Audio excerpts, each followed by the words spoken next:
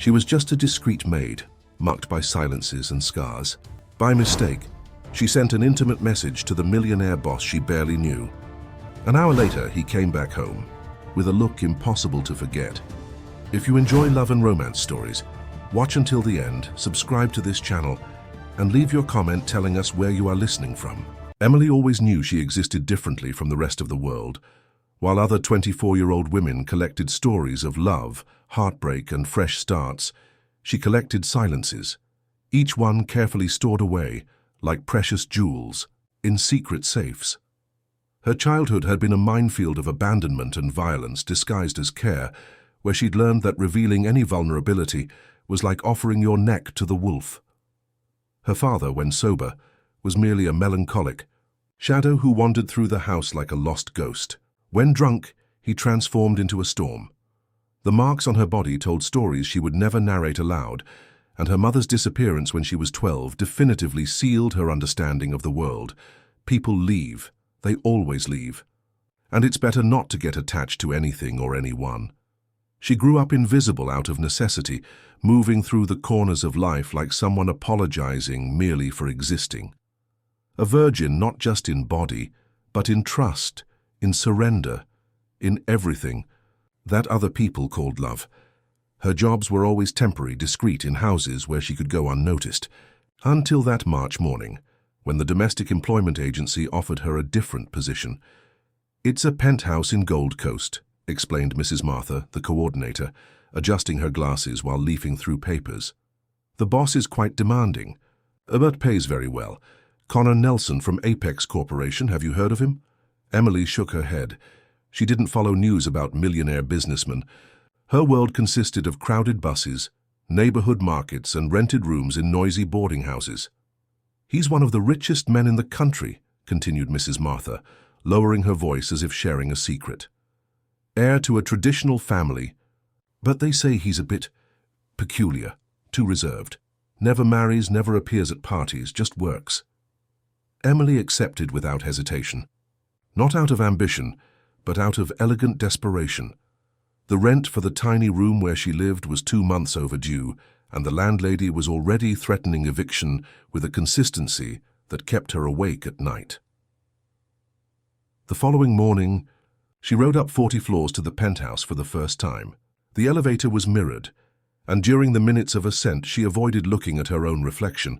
She had never liked what she saw, a woman too small, too thin, with eyes too large for her face, eyes that seemed to hold ancient secrets, according to what a colleague had once said. The penthouse was a universe apart, glass and steel, furniture that looked like works of art, a view of Chicago that took your breath away. Everything there breathed power and control, from the millimetrically planned arrangement of objects to the thick silence that hung over each room. It was Samuel, the personal security guard, who received her. A man of average height, light eyes, and a smile that never reached his gaze. He explained the routines, schedules, and the boss's preferences with almost military precision. "Mr. Nelson doesn't like noise," he said while showing her the immaculate kitchen. "He doesn't like changes in the arrangement of things, and he doesn't like unnecessary conversation. You'll do well if you remember that." Emily nodded, accustomed to adapting to other people's silences. She didn't know that at that moment she was about to discover that some silences are more dangerous than any scream. Connor Nelson appeared at the end of the afternoon while she was organizing books in the private library. The sound of footsteps on the marble floor made her instinctively turn around, and it was then that she saw him for the first time. Tall, broad shoulders under an impeccable dark suit. Black hair with grey strands at the temples. Square jaw, eyes of a dark green that seemed to decipher secrets before they were even revealed. But there was something more. A rigidity in his movements, a way of occupying space that betrayed years of military discipline, and a deep sadness almost imperceptible hidden in the lines around his eyes. He observed her for a moment that seemed eternal, without saying a word. Emily automatically lowered her head, as she had always done in front of authority figures. "You're the new employee," he finally said, his voice deep and controlled. "Yes, sir. Emily." "Emily." He repeated the name as if testing its flavor. I hope you adapt well here." And he left the library without adding anything else, leaving behind only the masculine cologne that clung to her skin for hours. That night, alone in the small staff bedroom, Emily lay on the narrow bed and allowed herself for the first time in years to feel something beyond fear or indifference. There was a strange restlessness growing inside her chest, a sensation she couldn't name. She closed her eyes and tried to sleep, but the image of those green eyes wouldn't leave her in peace. The following days unfolded in a meticulous routine. Emily woke at 5:30, prepared coffee exactly as Samuel had taught her, strong without sugar, served in a specific white porcelain cup. Connor left early for the office and always returned at the same time, 7:30 in the evening. He dined alone, read reports in the library and disappeared into his room around 10. It was an ordered, predictable, silent life. Exactly as Emily preferred, or at least that's what she repeated to herself.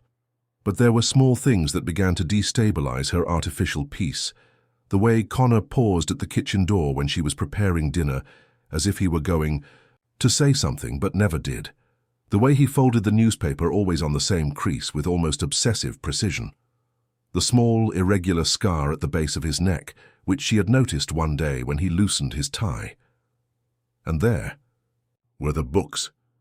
Connor read a lot voraciously, but always the same types.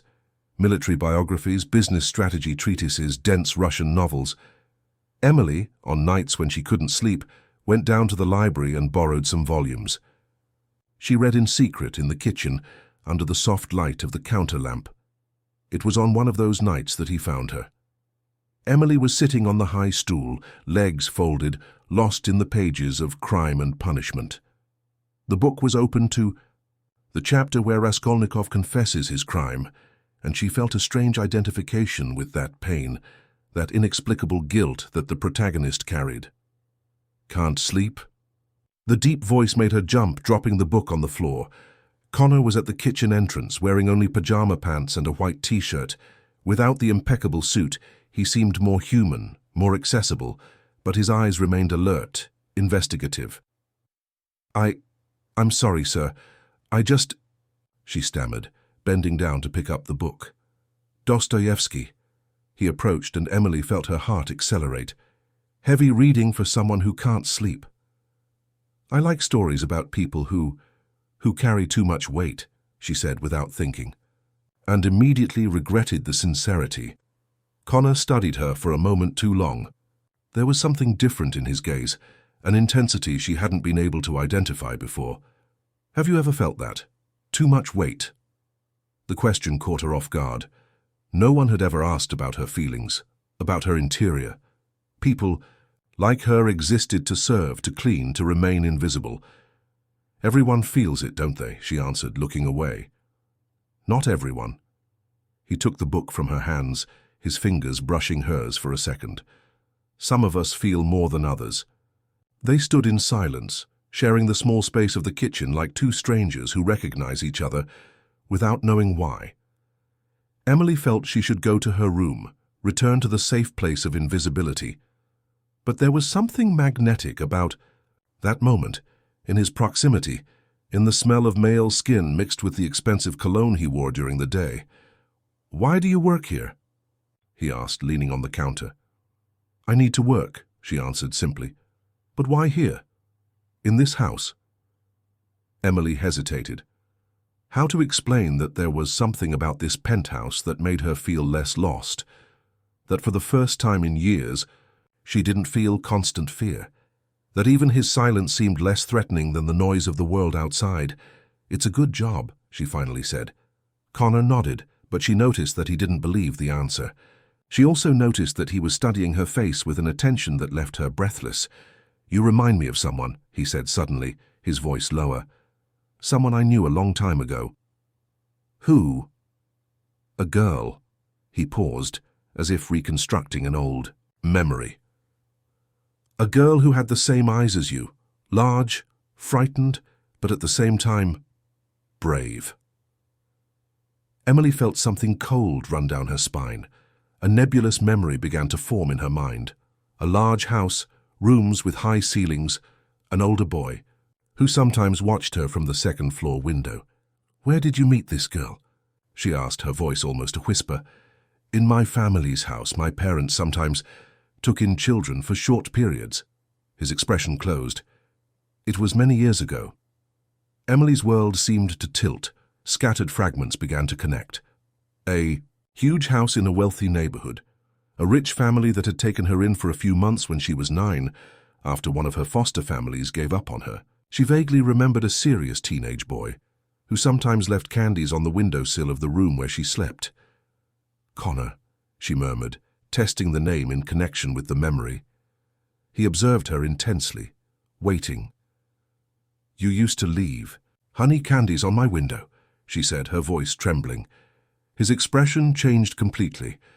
Surprise, recognition, and something deeper, more disturbing. "My God," he whispered. "Emily. You're Emily." The silence that followed was dense, loaded with implications that neither was prepared to face. As children, they had shared only a few months in the same house, she a temporary orphan, he the privileged son. But now they were there, adults, employer and employee, carrying emotional baggage they didn't know how to decipher. "I need to go to sleep," Emily said abruptly, getting up. "Emily, wait." But she was already running down the hallway, taking refuge in the small room, her heart beating so hard it hurt. She didn't know if what she felt was relief at being remembered, or terror at what that connection might mean. After that night in the kitchen, everything subtly changed. Connor didn't mention the discovery about their shared past again, but Emily felt the weight of his gaze differently. It was no longer just the employer observing the employee. It was a man trying to decipher the woman that the frightened girl had become. He began to linger longer in the rooms where she was working. He asked seemingly casual questions about her life, her likes, her fears. Emily responded evasively, but felt that each word was absorbed, analyzed, stored in some secret place in his mind. Samuel also noticed the change. He began to make veiled comments about how certain employees sometimes took advantage of the goodwill of lonely employers. Emily pretended not to understand, but the words bothered her more than they should. It was on a Tuesday, after 3 weeks of this growing tension, that the situation unexpectedly exploded. Emily was alone in the apartment. Connor had traveled on business, and Samuel had gone to a meeting. The solitude of the immense space left her restless, and she took refuge in the small room she occupied, trying to read. But the words danced on the page without forming meaning. There was something growing inside her, an agitation she couldn't name. She thought about Connor with a frequency that frightened her, about the way he held his coffee cup, the scar on his neck, the moment their fingers touched when picking up the book. She thought about the man he must be when no one was looking, when he removed the mask of absolute control. She picked up her phone, looking for distraction. There was a message from the only friend she kept in touch with, Carly, a colleague from previous jobs. They exchanged occasional voice messages, confidences about difficult life, venting about demanding employers and distant dreams. Without thinking much, Emily pressed the record button. She needed to get it off her chest, even if it was to someone who was far away. "Carly, I don't know what's happening to me," she began, her voice low, intimate. "There's something strange going on at my new job. The boss, he's different, I can't explain. Sometimes I find myself looking at him and imagining what it would be like if he really touched me, you know? Not gently, not with care. I imagine him pressing me against the kitchen wall, those large hands on my neck, making me feel things I've never felt." Her voice was becoming hoarser, more needy. It was as if a floodgate had opened, releasing years of repressed desire. "I dream about him every night. Dream that he comes into my room and takes me out of this stupid invisibility, makes me feel that I truly exist. I want to feel his weight on me, want him to look at me as if I were the only woman in the world. God, Carly, I don't even know why I'm saying this. I've never felt anything like this. It's as if I've woken up after years of sleeping." She paused, breathing heavily, feeling her heart racing. "There's also something else. He knew me when I was a child. Long story. But it's as if we were connected by something we don't even understand. As if as if he had remained stored in my memory all these years, waiting. This is crazy, right? A domestic worker fantasizing about her millionaire boss. But Carly, when he looks at me, I swear I see hunger in his eyes too, as if he wanted to devour me and protect me at the same time. She ended the audio abruptly, as if she had woken from a trance. For a moment she remained paralyzed, frightened by her own intensity. Then, quickly, she selected Carly's contact and sent it. Or at least she thought she had sent it. What Emily didn't notice in her haste and agitation was that she had selected the wrong contact. The ardent, raw, desperately intimate audio went straight to Connor's phone. She only realized the mistake an hour later when she checked WhatsApp and saw the conversation with him open, the audio delivered, viewed. The world seemed to collapse around her. She sat on the bed, hands trembling, stomach twisted with shame and panic. How to explain? How to pretend that hadn't happened? How to look at him again? Connor was returning from his trip that night. He would arrive home in a few hours and find that, the most intimate confession she had made in her life, sent by mistake to the man who was its protagonist. Emily considered running away, taking her few things and simply disappearing before he returned. But where would she go? With what money? And why did the idea of not seeing him again leave her with a physical pain in her chest? At 7:30, exactly on schedule, she heard the key in the lock. Connor was home. She hid in the kitchen, pretending to be busy with dinner preparation, but her hands were shaking so much she could barely hold the utensils. She heard his footsteps through the living room, the sound of his briefcase being placed. On the table, the usual routine. But then the footsteps stopped at the kitchen entrance. Emily didn't have the courage to look back. She knew he was there, watching her, probably trying to decide what to say about the audio. The silence stretched for eternal minutes. Emily. His voice was different, deeper, tenser, loaded with something she couldn't identify. She forced herself to turn around, keeping her eyes lowered. "Sir, look at me." It was a gentle but firm order. She raised her eyes slowly and found his green eyes fixed on hers. There was an intensity there that made her forget to breathe. "We need to talk," he said, and for the first time since she had met him, Emily saw that Connor's absolute control was cracking at the edges. And in the depths of those green eyes, she recognized something that made her tremble completely. Hunger. The same desperate hunger that she had confessed in the audio. They stared at each other for long seconds, the air between them dense and charged. Emily felt that any movement, any word, could ignite something that they wouldn't be able to control. "Afterward, I can explain," she murmured, her voice coming out weak. "Can you?" Connor took a step into the kitchen, further reducing the distance between them. "Because I heard every word of that audio, Emily. Every word." She closed her eyes, mortified. "It was a mistake. I was going to send it to a friend. Look at me when I'm talking to you." The authority in his voice made her open her eyes immediately. Connor was closer now, close enough for her to feel the heat radiating from his body. "You said you dream about me every night," he continued, his voice controlled, but with an undercurrent of something dangerous. "That you imagine my hands on your neck." Emily couldn't respond. Her heart was beating so hard she was sure he could hear it. "You said you want to feel my weight on you." He stopped right in front of her, forcing her to tilt her head back to meet his eyes. "That you want me to make you feel that you truly exist. I shouldn't have said those things, but you did." He raised his hand, his fingers stopping millimeters from her face without touching. "The question is, did you say it because you feel it, or because you thought it would never reach me?" Emily trembled. His proximity was dismantling all her ability to think clearly. "I feel it," she whispered, the admission pulled from somewhere deep. "I feel things I don't understand." Connor's eyes darkened. For a moment, she thought he was going to touch her, finally reduce that torturous distance, but he stepped back abruptly. "This can't happen," he said, more to himself than to her. "Why not?" "Because you don't know who I really am." His expression closed. "Because you don't know what my family did to yours." Emily frowned, confused. "What are you talking about?" Connor ran his hand through his hair, a gesture that betrayed the internal struggle he was waging. When you were taken in by my family, at 9 years old, do you remember why you were available for temporary adoption? My previous foster family, they lost their home, bankruptcy. They couldn't keep me anymore. And do you know who caused that bankruptcy?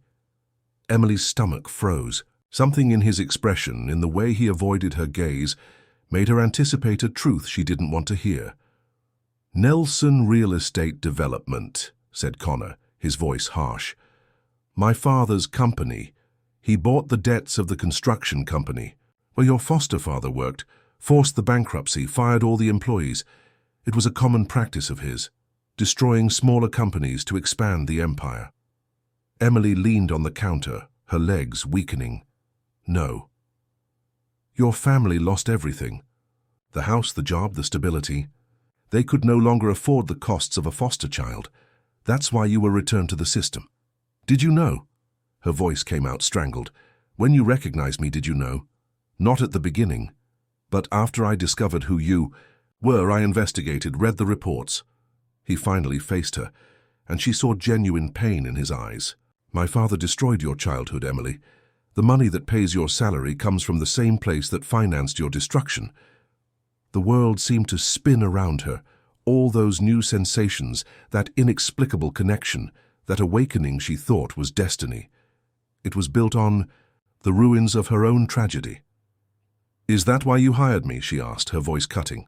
Guilt? No. The answer came quickly, firmly. I didn't know who you were when Samuel brought you. I only found out afterward. But now you know. And you keep paying me, keeping me here, knowing that your family destroyed mine. I am not my father, he said, a contained fury coloring the words. I never was like him. But you inherited everything he built on the suffering of people like me. They stared at each other, the truth between them like an abyss. Emily felt anger, betrayal, a pain that went far beyond the recent discovery. It was the pain of a lifetime, of abandonment, of instability, of never belonging anywhere. I'm leaving, she said, straightening her shoulders. No. The answer came too quickly, too desperately. Emily, no. I can't stay here. I can't pretend this hasn't changed everything. Connor stepped forward, and she saw naked desperation in his expression. What my father did was unforgivable. But it doesn't change what I feel for you. What you feel, she laughed, a bitter sound. Guilt? Pity? You heard that audio, he said, his voice low and intense. You heard every word. Do you think what I felt was pity? Emily stopped. There was something in his voice, in the way he looked at her, that reminded her of the hunger she had recognized in his eyes. Then tell me, she challenged, what did you feel when you heard my voice saying I wanted your hands on me? Connor's eyes fixed on hers, and when he spoke his voice came out hoarse, laden with a need he could no longer hide. I felt like I was going to go crazy, he admitted.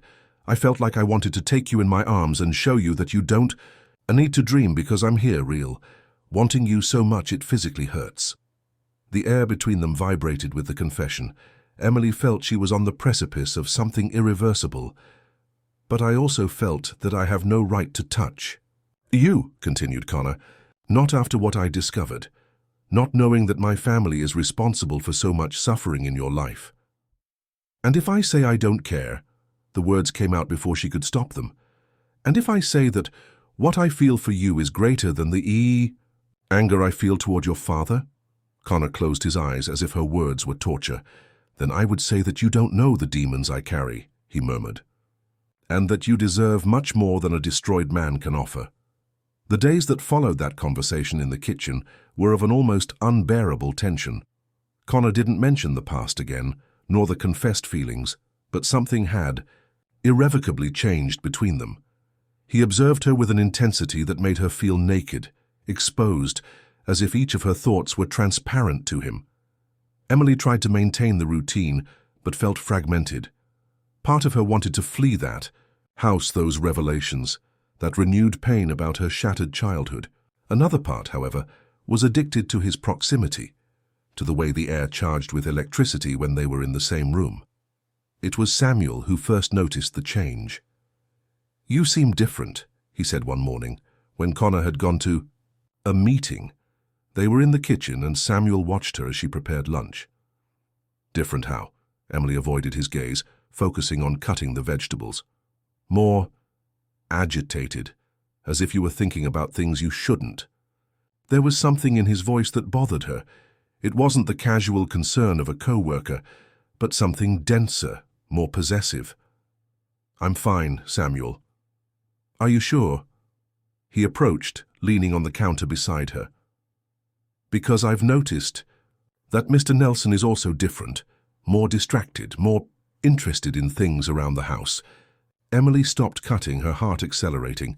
"I don't know what you're talking about." "Yes, you do." His voice was lower now, too intimate.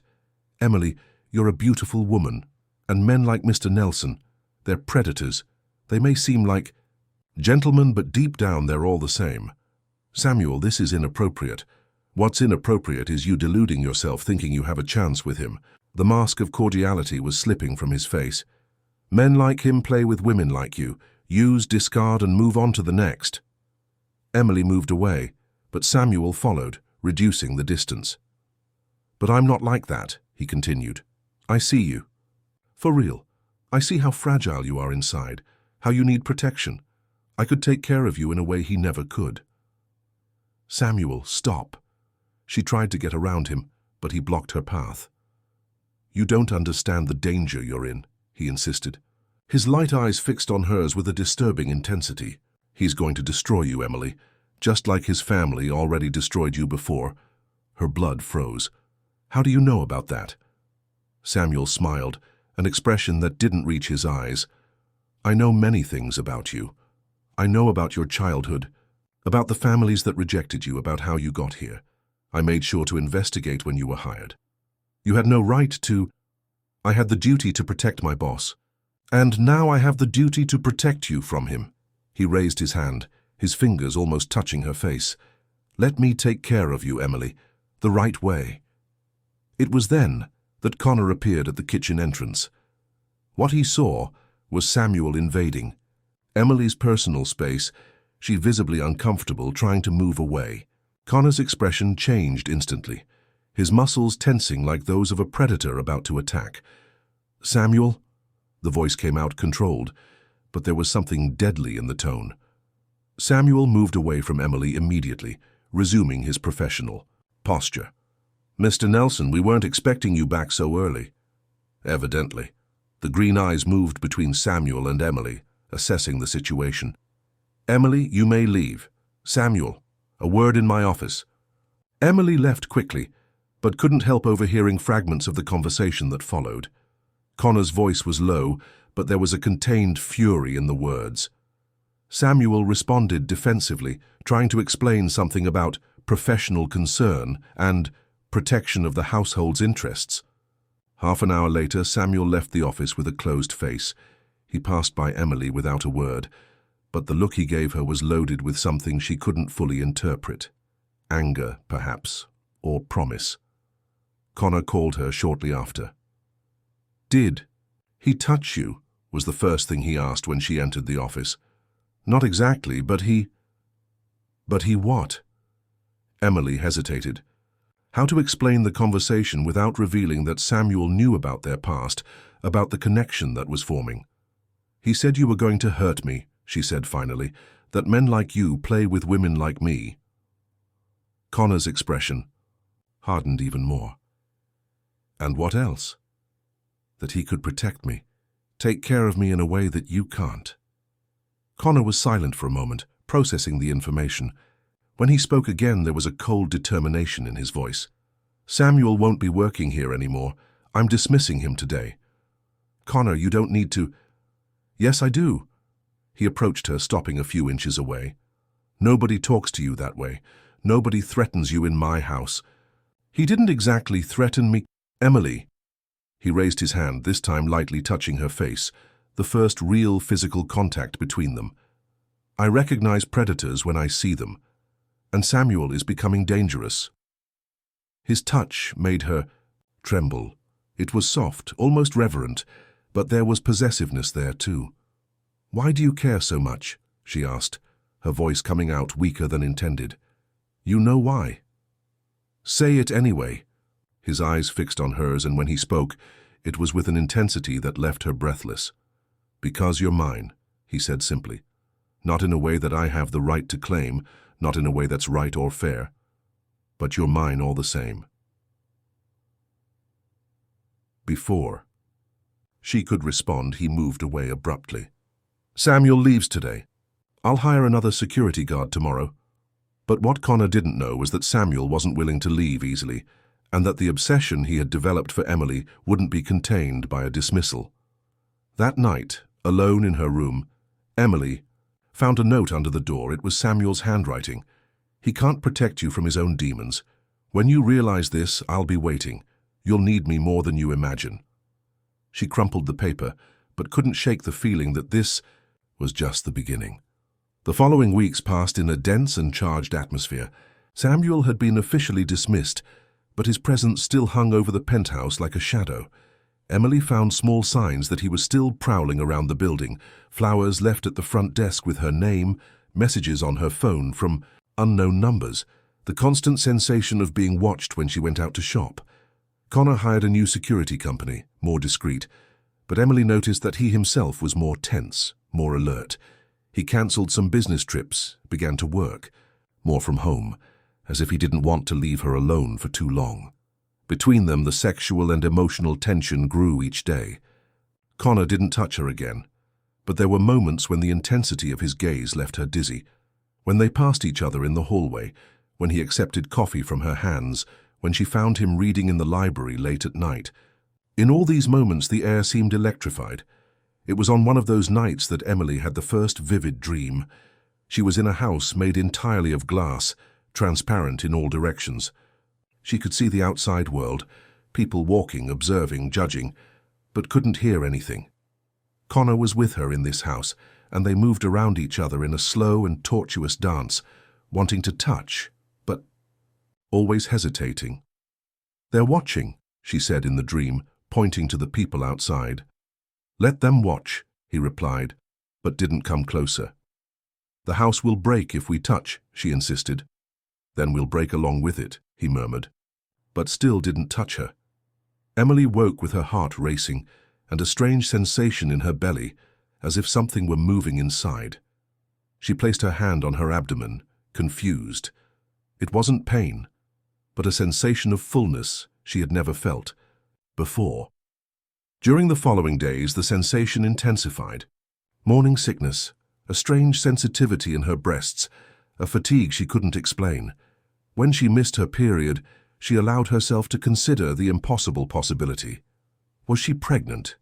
But how? She was a virgin, had never been with any man, except in dreams, in the ardent daydreams about Connor that visited her every night. She discreetly sought a doctor, inventing an excuse about a routine checkup. The blood tests came back positive for pregnancy, but when she had the ultrasound, there was nothing in her uterus. The doctor frowned, ordered new tests, talked about psychological pregnancy and somatization of traumas.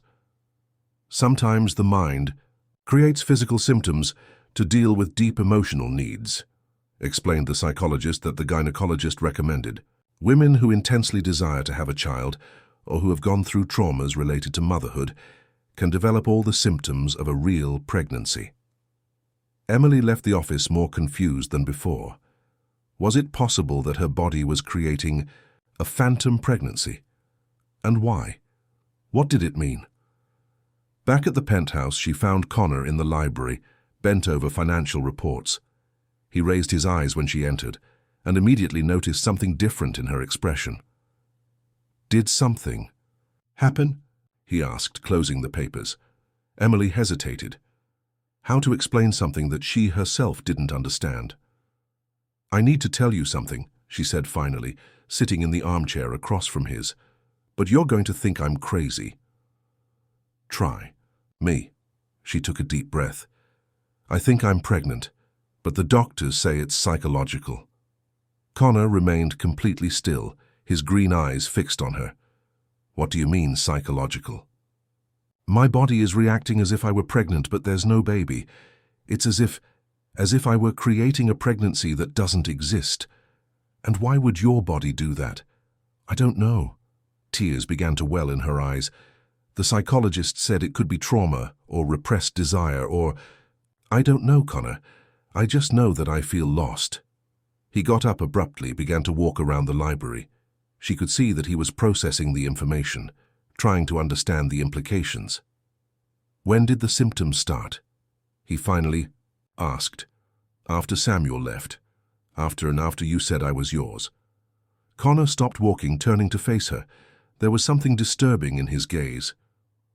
Emily, he said slowly, have you ever stopped to think that maybe your body is trying to tell you something? That maybe you're desiring something that you haven't yet had the courage to admit. What do you mean? He approached, kneeling in front of the armchair where she sat. He was so close that she could feel the heat from his body. You want to? Have my children, he said. Not as a question, but as a statement. Your body is creating the pregnancy that your mind desires, but that your circumstances don't allow. His words hit her like a punch. Was it true? Was that what was happening? I can't want that, she whispered. It would be crazy. Why would it be crazy? Because you're my boss. Because our history is complicated. Because I don't even know if you really want me or if it's just guilt about the past. Connor raised his hand, touching her face with a gentleness that made her tremble. Emily, he said, his voice hoarse, if it were just guilt, I wouldn't spend nights awake thinking about what it would be like to truly make you mine. I wouldn't have dismissed Samuel out of jealousy. I wouldn't be here now dying to show you exactly how much I desire you. Then why don't you show me? The question escaped before she could contain herself. His eyes darkened, and she saw the internal struggle he was waging. Because when I touch you, he said, his voice almost a whisper, there will be no going back.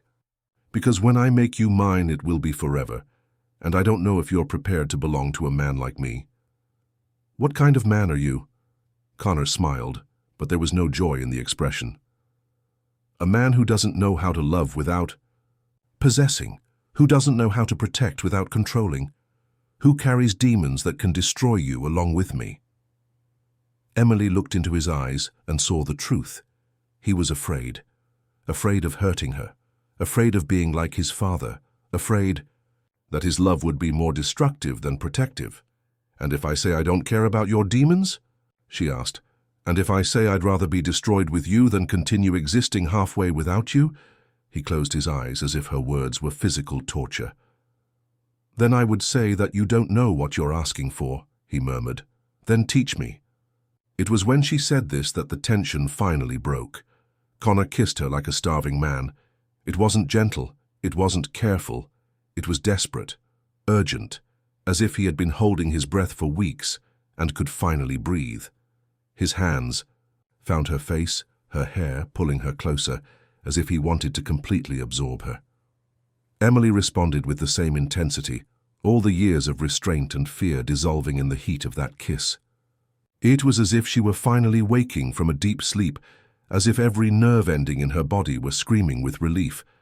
When they separated, both were breathless. Emily, he murmured against her lips, if we don't stop now, I won't be able to stop anymore. Then don't stop, she whispered back. He picked her up in his arms without ceremony, carrying her to his room, the master bedroom that she cleaned every week but had never stepped into as a guest. It was a masculine, minimalist space, dominated by a huge bed and floor-to-ceiling windows that offered a panoramic view of illuminated Chicago.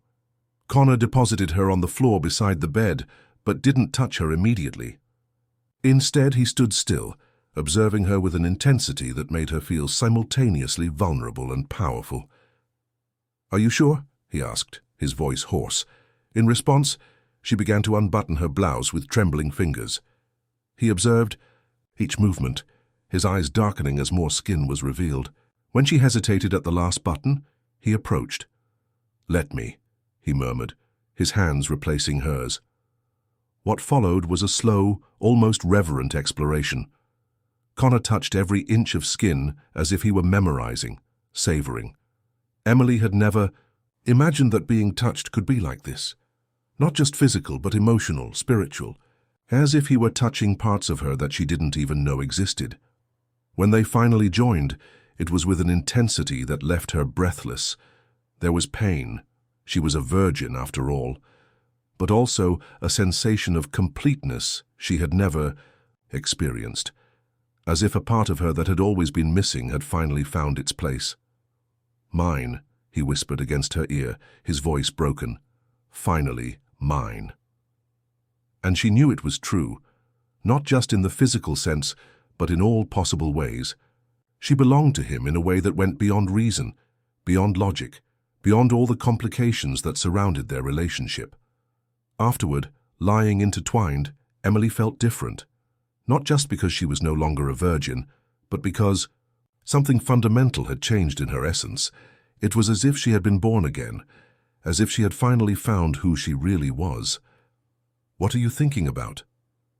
Connor asked, his fingers tracing lazy circles on her arm. "The glass house," she answered without thinking. "Glass house. I've been dreaming about a house made of glass.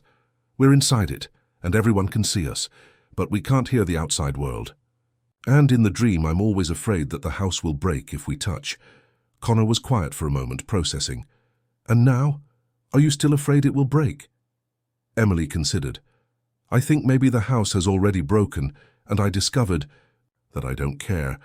He pulled her closer, kissing the top of her head. "Maybe breaking isn't the end, maybe it's just the beginning."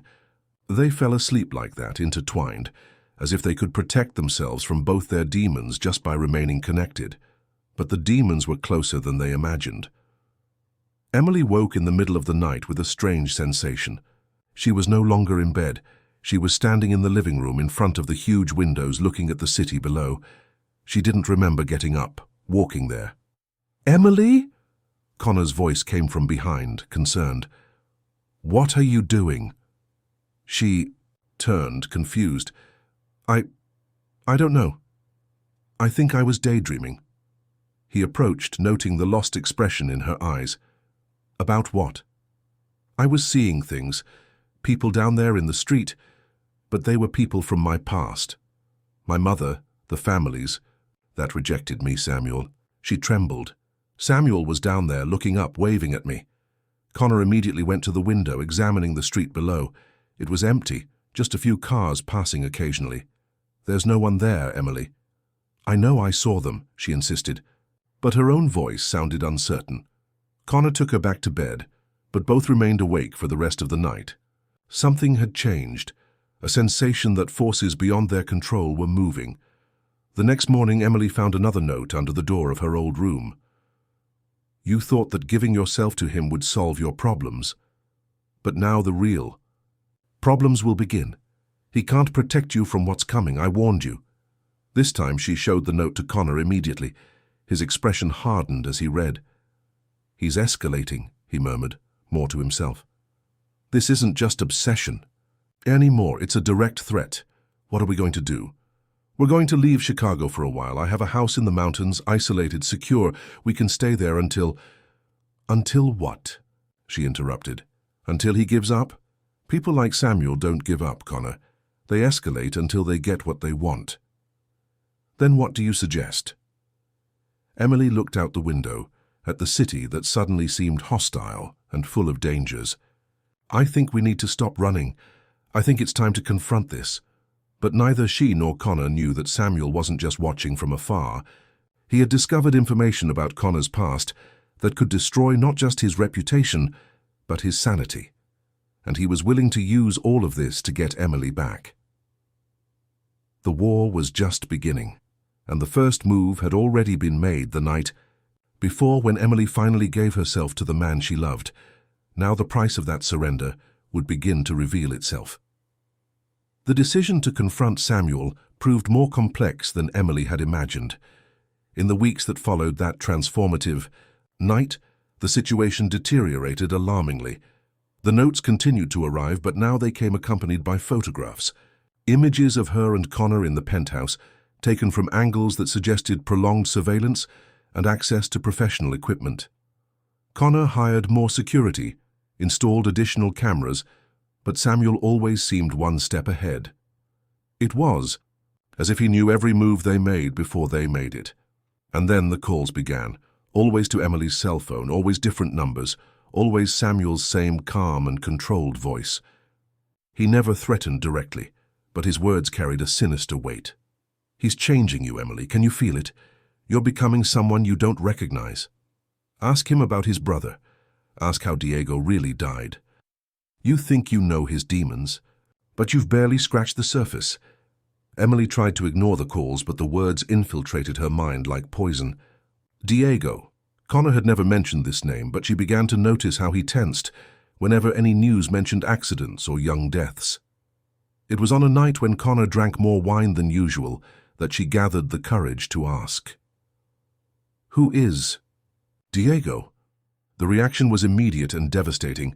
The glass slipped from his hand, breaking on the floor into 1,000 pieces. His face paled, and for a moment Emily saw something that frightened her. Pure panic in the green eyes. "Where did you hear that name?" "Samuel mentioned it. In the calls." Connor abruptly stood up, beginning to pace back and forth like a caged animal. "What else did he say?" "That I should ask how he died." "Connor, who was Diego?" The silence that followed was long and heavy. When Connor finally spoke, his voice was broken, unrecognizable. "My younger brother. He was 16 when he died." Emily felt her heart tighten. "How?" "Car accident." The words came out mechanical, rehearsed. 5 years ago." "Were you with him?" The question made Connor stop pacing. He stared at her with an expression that mixed pain and terror. "I was driving." Emily's world seemed to tilt. She began to understand why Samuel knew that this information would be devastating. "Tell me," she said softly. "Everything." Connor sat heavily in the armchair, running his hands through his hair. When he began to speak, it was as if a dam had broken. Diego was going through a rebellious phase. Drugs, bad company, nights without coming home.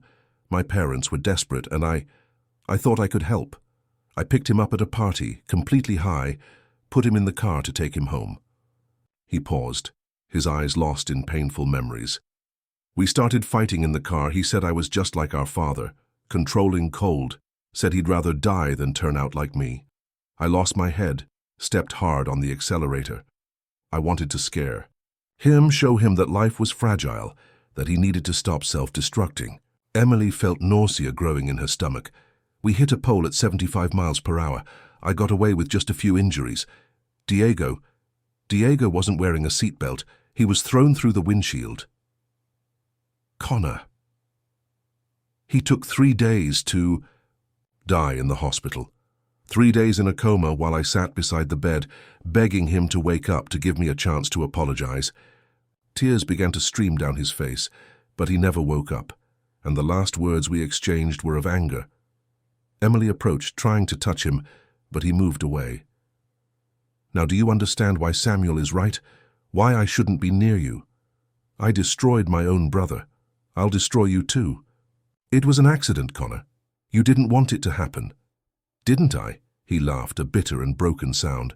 "I was angry. I was driving dangerously because I wanted to scare him. Part of me wanted to hurt him in that moment." The confession came out like a stab, and Emily saw that this was what haunted him. Not just the death of his brother, but the guilt of having wanted to hurt him moments before the accident. "Is that why you distanced yourself from everyone? Why you live as if you were a fortress? It's why I shouldn't be with you." He finally faced her, his eyes red from contained tears. "Because when I love, I destroy. When I give myself, people die."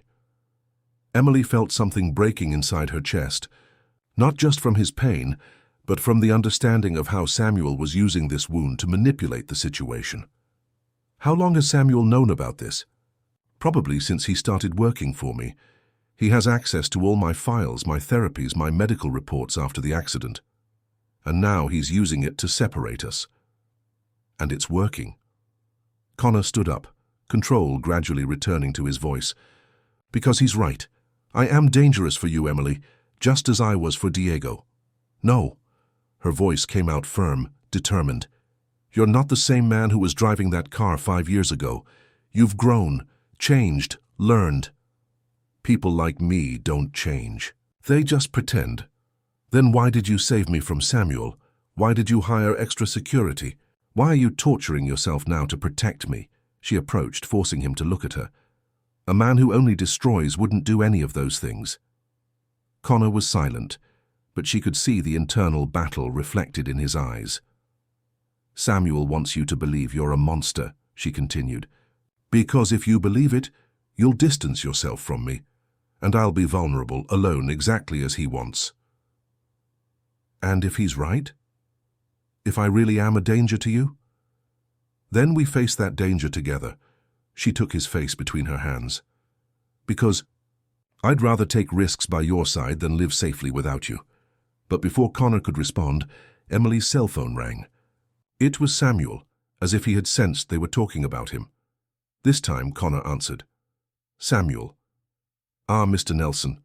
I figured the time would come for us to talk directly. The voice came out calm, almost cordial. From what I see, Emily has told you about our conversations. What do you want? Only what I've always wanted. To protect innocent people from dangerous men. You've already killed one brother, Connor. You won't kill her too. The line went dead, and Connor realized that the war had officially begun. After Samuel's call, Connor entered total war mode. He hired a military security company, private investigators, and began to compile a dossier on the former employee. What he discovered was disturbing. Samuel wasn't just an obsessive security guard. He was a man with a history of predatory behavior, dismissals for harassment, and an unhealthy fixation on vulnerable women. There were other victims, other domestic workers who had disappeared after reporting him. The police had never been able to prove anything, but the patterns were unmistakable. He won't stop, said Connor one morning after receiving more reports from the investigators. And he's escalating. The other women, some were never found again. Emily felt a chill run down her spine. What are you saying? I'm saying that Samuel is much more dangerous than we imagined, and that he won't be content just to separate us. It was then that Emily made a decision that would change everything. I want to meet with him. Absolutely not. Connor, listen, he wants me, right? So I'm going to give him what he wants. I'll arrange a meeting, but you and your men will be nearby. We'll end this once and for all. I'm not going to use you as bait. I'm not asking permission. Emily's voice was firm, determined. I'm telling you what I'm going to do, with or without your help. Connor studied her for a long moment, recognizing the same obstinacy that had attracted him from the beginning. If we do this, he said finally, it will be my way, completely controlled, completely safe. Fine, but we do it. The meeting was set for the following weekend, at a public cafe in the city center. Connor positioned men at all strategic points, hidden cameras, listening devices. Emily would wear a discreet microphone, and at the first sign of danger, the operation would be aborted. But Samuel was smarter than they had anticipated. Emily arrived at the cafe at the scheduled time, her heart beating erratically. Samuel was already there, sitting at a back table, wearing a dark suit and a smile that didn't reach his eyes. Emily, you came. I did. She sat down, keeping her posture erect, trying not to show fear. What do you want, Samuel? What I've always wanted, to save you from a man who will destroy you. He leaned over the table. Did he tell you about his brother? He did. And you're still with him, even knowing that he's capable of killing when he loses control? Emily forced herself to keep her voice calm. It was an accident. Was it? Samuel laughed softly. Do you really believe that? Or are you convincing yourself, because you can't accept that you've fallen in love with a killer? Connor is not a killer. No, then explain this to me. Samuel placed a folder on the table, opening it to reveal photographs and documents. Emily immediately recognized them. They were images of the accident, police reports, medical findings. Look closely, Emily. See the brake marks, or rather, the absence of them. See the estimated speed at impact. See the testimonies of witnesses who heard the argument before the accident. She didn't want to look, but Samuel continued talking, his voice hypnotic, poisonous. He didn't try to brake. He deliberately accelerated toward the pole. The only reason he didn't die too was because in the last second, survival instinct made him turn the wheel. Diego took the full impact. You're lying. Am I? Then why has he never shown you these reports? Why did he hide the details? Why does he still have nightmares where Diego accuses him of murder? Emily felt the world spinning around her. How do you know about the nightmares? Because I know him better than you imagine. I worked for him for 2 years, Emily. I saw his night crises, his panic attacks, his sessions with psychiatrists. I saw how he punishes himself, how he hates himself. Samuel leaned closer. And I saw how this guilt is destroying him.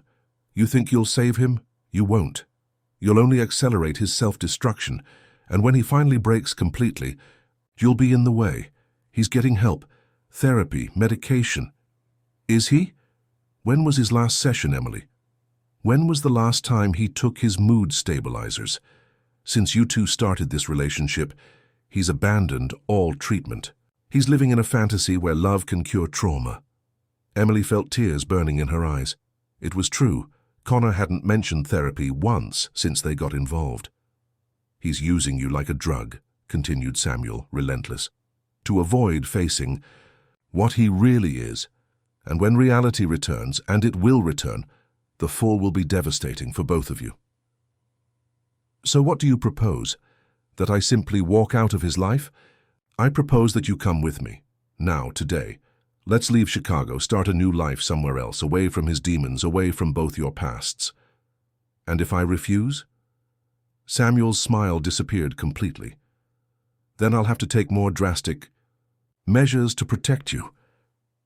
It was at that moment that Emily realized she had been deceived from the beginning. Samuel wasn't trying to save her from Connor. He was using Connor's traumas to isolate her, to make her dependent on him. You orchestrated all of this, didn't you? Understanding hit her like lightning. The audio I accidentally sent to Connor, you hacked my phone, manipulated it to be sent to him. You're smarter than I thought. Why? Why do all this? Because from the moment I saw you, I knew you. Were mine, destined for me. His eyes shone with a disturbing intensity. Connor is just an obstacle, a temporary obstacle. Emily stood up abruptly. I'm leaving. No, you're not. Samuel also stood up, and it was then that she saw the syringe in his hand, hidden under the napkin. I'm sorry, Emily, but you're not giving me a choice. She tried to scream, but Samuel was faster. The syringe found her arm, and the world began to darken at the edges. The last thing she heard before passing out was Samuel whispering, "Now you'll understand that I'm the only one who can truly protect you." And then, darkness completely engulfed. Connor, watching everything on the monitors, saw his worst nightmare becoming reality. Samuel had managed to take Emily, and he hadn't been able to protect her. Once again, someone he loved was in mortal danger. And this time he didn't know if he could save her in time. Emily woke up in an unfamiliar house, her hands tied, her head throbbing from the effects of the drug. She was in a small room, without windows, just a heavy wooden door and a bed where they had left her. The initial panic gave way to a cold determination. She needed to find a way to escape. Samuel entered a few hours later, carrying a tray with food and water. "How do you feel?" he asked, as if they were old friends. "Where are we?" "In a safe house, far from Chicago, far from Connor, far from all problems." He placed the tray on a small table. "I know you're scared, but you'll understand. With time, you'll see that I did this out of love." "This isn't love, Samuel. It's sickness." He studied her for a moment, then laughed softly. "You sound exactly like my mother used to sound, before I taught her to respect me." Emily's blood froze. "What did you do to your mother?" "Nothing she didn't deserve. Just like all the others. who couldn't understand that I only wanted to protect them. His eyes became distant, lost in disturbed memories. "But you're different, Emily. You'll learn. You'll see that I can give you everything that Connor never could." "He'll find me." "No, he won't." Samuel approached the bed. "Because I left. Evidence that you fled voluntarily. A letter confessing that you can no longer deal with his guilt over his brother's death, that you realized he's too dangerous." Emily felt her heart racing. If Connor found a letter like that, in the fragile mental state he was in, he might do something desperate. "You don't know Connor like I know him," continued Samuel. "He'll read that letter and believe that you abandoned him because you finally saw the truth about him. And then probably he'll do what he should have done 5 years ago, join his little brother. If you hurt him—" "I won't need to hurt him. He'll hurt himself." Samuel smiled, a cold expression. "And when he's no longer in the way, we can be happy." But Samuel underestimated both Connor and Emily. Connor had found the letter, yes, but he didn't believe it for a second. He knew Emily's handwriting, her way of speaking, her thought patterns. That letter was a crude forgery. More importantly, he knew Emily well enough to know that she would never abandon him when he needed her most. Instead of collapsing, Connor channeled all his guilt, all his anger, all his fear into pure action. He mobilized all available resources, private investigators, hackers, even some contacts he had made during his time in the military. There was no limit to the money, no moral line he wouldn't cross to find her. It took 3 days.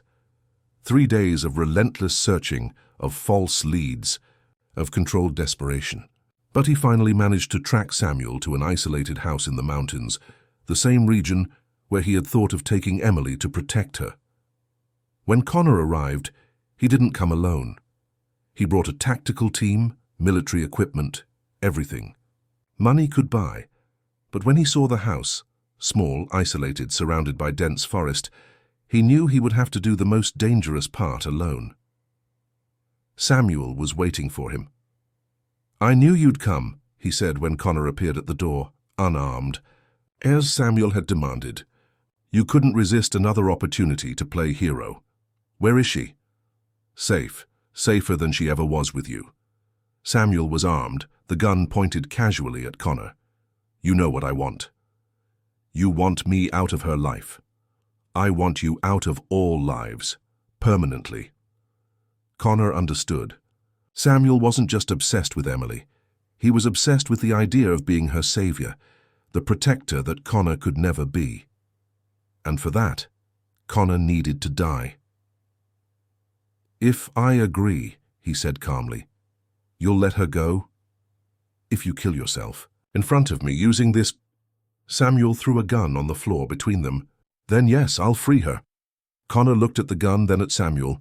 He knew it was a lie. Samuel would never let Emily go, not after everything he had done. But he also knew he needed to buy time, create a distraction. "Can I see her first?" "To say goodbye?" Samuel considered, then nodded. 2 minutes. Emily was in the back room, tied up but conscious. When she saw Connor, her eyes filled with tears of relief and terror. "He wants you to kill yourself," she whispered. "He said it's the only way for me to be free." "I know." Connor knelt beside her, beginning to discreetly untie the ropes. "Listen, carefully.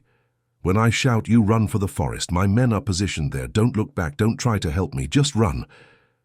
"No, I won't leave you to die for me." "Emily," he held her face between his hands, "you saved me. For the first time. In 5 years, I felt that it was worth being alive. Now let me save you." "Time's up." Samuel's voice came from the hallway. Connor kissed Emily quickly, then whispered, "I love you, remember that." When they returned to the living room, Connor did what Samuel didn't expect. Instead of picking up the gun from the floor, he advanced directly against him. Samuel shot, but Connor had anticipated, throwing himself to the side. The shot missed by millimeters. "Run!" shouted Connor as he struggled with Samuel for the gun. Emily ran like she had never run in her life, through the dark forest, guided by the moon and the hope that Connor would survive.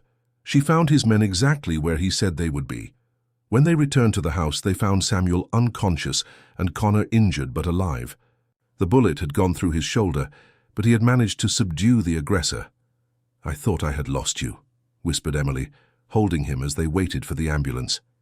"Never," he replied, his voice weak but determined.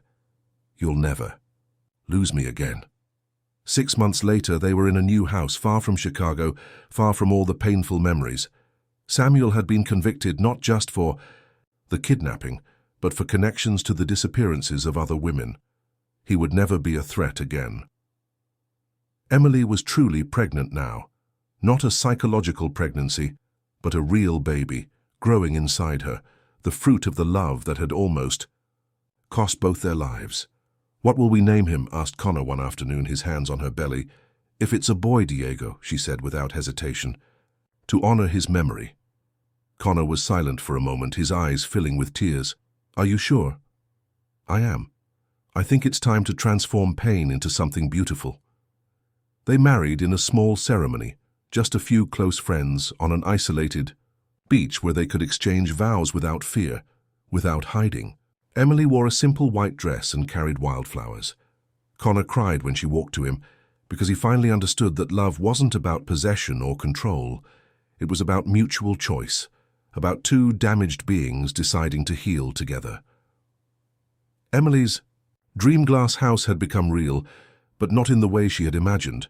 Their new life was transparent, honest, without secrets between them, and if sometimes people looked from outside, judged, criticized, they didn't care anymore. They had learned that breaking can be the beginning of something new, and that not all happy endings come without scars. But their scars fit perfectly together, like pieces of a puzzle that finally found its form. And when Diego was born, small, perfect, with his father's green eyes and his mother's silent determination, Connor held his son in his arms and whispered, a promise. He would never be the man his father had been, would never repeat the mistakes that cost his brother's life. Emily, watching the man she loved hold their son, knew they had succeeded. They had transformed destruction into creation, pain into love, fear into courage,